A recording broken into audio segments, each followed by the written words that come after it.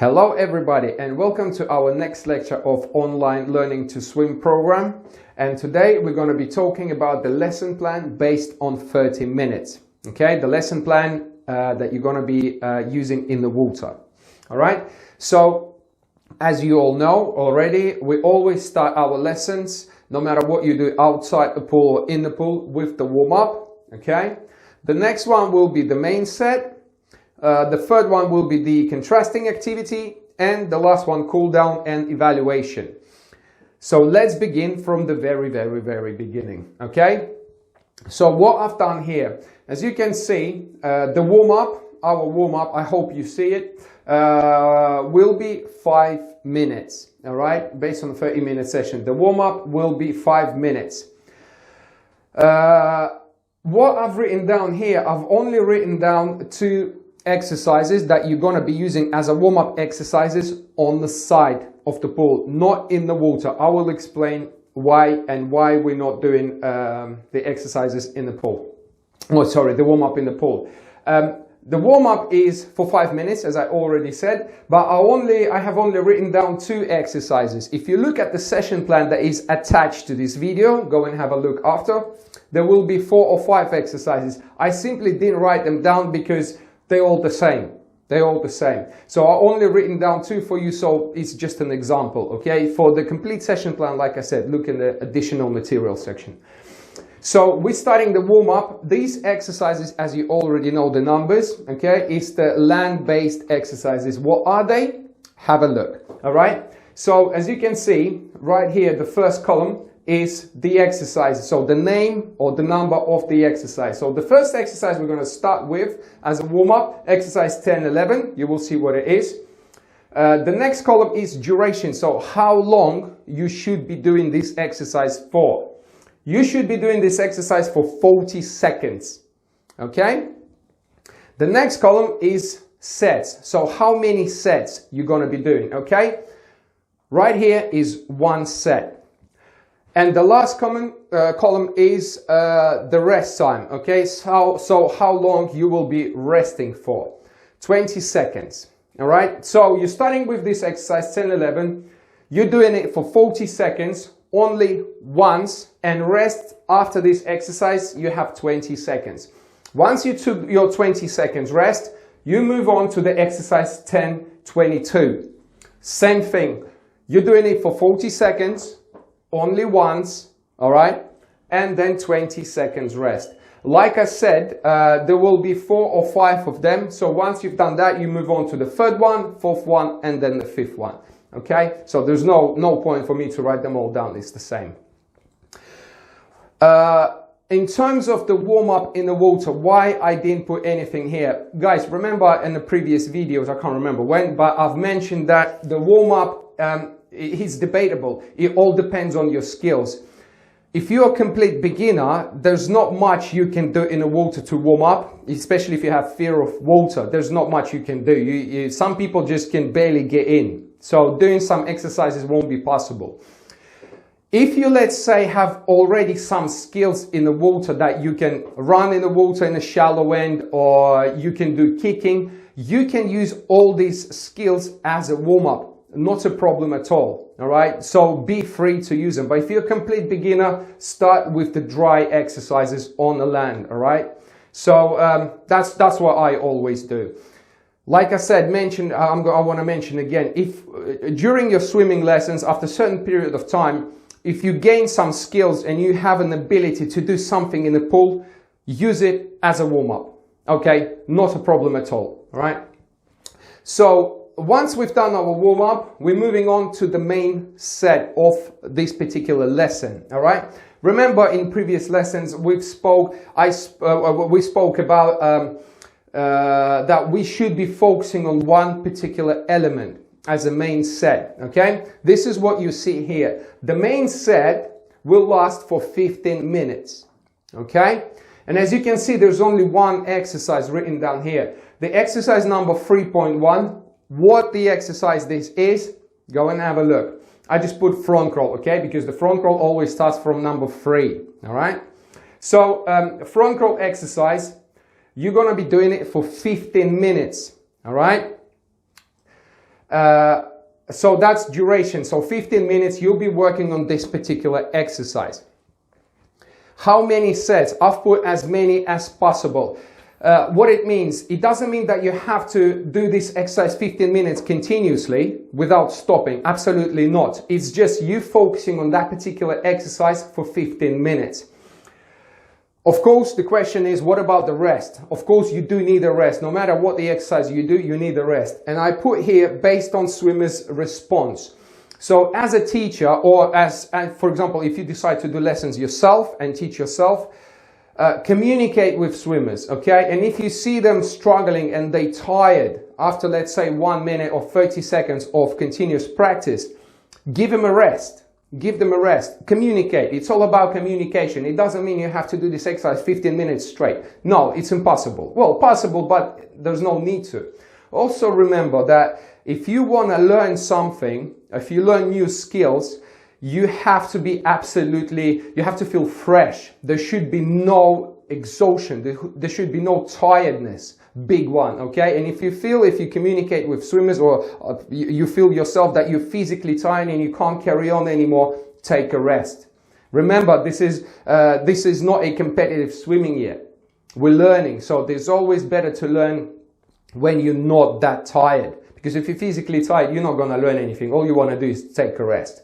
So this is what I've put here based on swimmer's response. So like I said, I want to mention again, communicate. If they're tired, ask them, guys, how you feel, or like, do you need a rest so you can carry on? And they will tell you. Those like, for example, teacher, sorry, yeah, we need a bit of a break. Give them 30 seconds. See how it goes. See how they respond. If 30 seconds not enough, maybe give them more. Okay, so it's all about communication. And again, it's all based on the exercise you give them.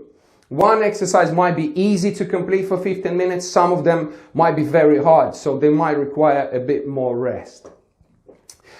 Let's move on to the next one. Once we've done this one for 15 minutes, okay, we're moving on to the next one. Everyone's tired. They get bored of doing the same thing again and again and again. Sorry guys, I want to get back to it. Why are we doing one exercise for 15 minutes?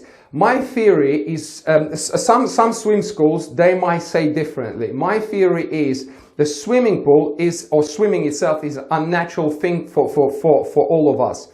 And to learn something properly, you need to spend some time doing it, okay? If you're gonna have a lot of exercises on the main set, in my own practice, you're not gonna learn anything. Because you're doing so many things, but your muscle memory doesn't achieve anything. So you need some consistency, okay? So this is why we're focusing on one particular thing for 15 minutes. When you get bored of it, don't worry, there is a contrasting activities that you can do. As you can see, I've put exercise 7-1, turns, exercise 6-1, dives, all right? Remember, as we spoke in the previous lessons, contrasting activities for 7 minutes. As we spoke in previous lessons, contrasting activity should really have no goals or aims to accomplish the exercise. It's all about giving it a go. Try it. Also, what you can do for contrasting activity, you might use the exercises that yourself or your swimmers have already achieved and they're good at them. Just give them to them just to give extra practice. What can you use for contrasting activity? It doesn't matter, absolutely. But remember, as I mentioned in previous videos, that it has to be something. So make sure that you're not wasting pool time and you're doing something. So you're learning something all the time, practicing something all the time. Like I said, whatever it is, whatever the activities you give them for contrasting activity, doesn't matter absolutely. Like I said, it could be what they have already learned, or it could be something that you want them to learn in the near future. Don't be afraid to experiment, okay? Again, so for the first activity, for the first 7.1, I've put practice it for 3 minutes, all right? Again, how many sets? As many as you can fit in 3 minutes. If they do turns, maybe they can do, I don't know, 5, 6, 7 attempts to do the turns of this particular exercise. Fine. The rest time, exactly the same, guys, here, based on swimmer's response. They might be able to practice this exercise 3 minutes straight without taking no rest whatsoever. They might need to take 10 seconds, 20 seconds, communication, always communicate. When you get to know your swimmers, or when you get to know yourself and how yourself or your swimmers respond to certain exercises, then you will be able to put the exact time on your session plans. At the beginning, when you're just starting, you need to get to know yourself, you need to get to know everyone. This is why I put based on swimmers' response. This is why planning is important, and evaluation also important. Okay, so you get some information, you write it down, and when you plan your next session, you already have some information that you can put on the next session plan. Dives 6.1, you've done this one for 3 minutes. Turns 3 minutes, as many as you can possibly fit in 3 minutes. The next one, you do dives for 4 minutes. Exactly the same principles. How many sets, as many dives as you can do in 4 minutes. Maybe 1, maybe 2, maybe 3, depends on the group. Maybe if it's on your own, you might do 3, 4, 5, 6 dives, okay? Rest time, we have already discussed that. You might be able to do it straight, you might need some rest. And one of the main important parts, everything is important, as I always say, yeah, but one of the main important parts is cool down and evaluation.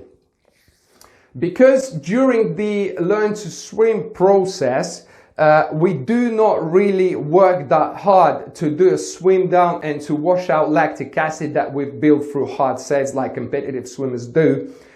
Cool down doesn't have to be swimming. You don't have to swim.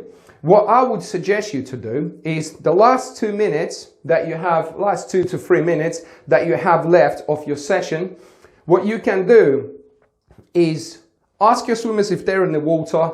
While they're listening to you, you can evaluate the session and speak to them. Ask their feedback, how they feel. Maybe if they have any questions, you can provide the answers. And at the same time, while you're communicating with them, yeah, they taking a rest and they recovering. And that's so you're basically doing 2 things at once, which is not bad, isn't it?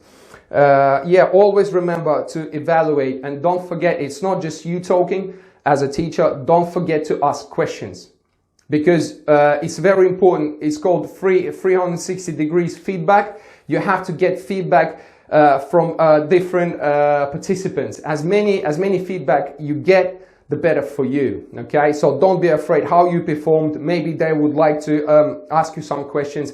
Maybe they would like you to change something, your approach, or this kind of stuff. So remember, the more feedback you gain from people, from participants, the better you become as a teacher. So in the next lessons, if you have made any mistakes during the swimming lessons, okay, based on a feedback or evaluation, you can prevent yourself from making the same mistakes in the future. And by doing this, you get better and better and better and better, and you build rapport with your swimmers, which is very, very important. Okay, try to finish the lesson always on a positive note, because like I said, there's no need to stress out. Always be honest with the swimmers, with yourself. How did it go? Don't like I said, don't get stressed out if something didn't work right or didn't go well. It's life, especially like, remember I said, in swimming you fail 9 times out of 10, so there's nothing wrong in failing or do something wrong. Okay, so all of these guys you will find in additional materials section where you will see the session plans for yourself. It's a lot more detailed in there. This is just a kind of framework, I would say. And if you have any questions about it, okay, go on our Facebook group, ask questions, and we will be able to help. Okay, get in touch with us through our website. So we're always there if you have any questions.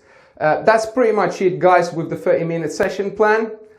If you're interested and you want to learn more about 1 hour lesson plan, I will see you in the next clip.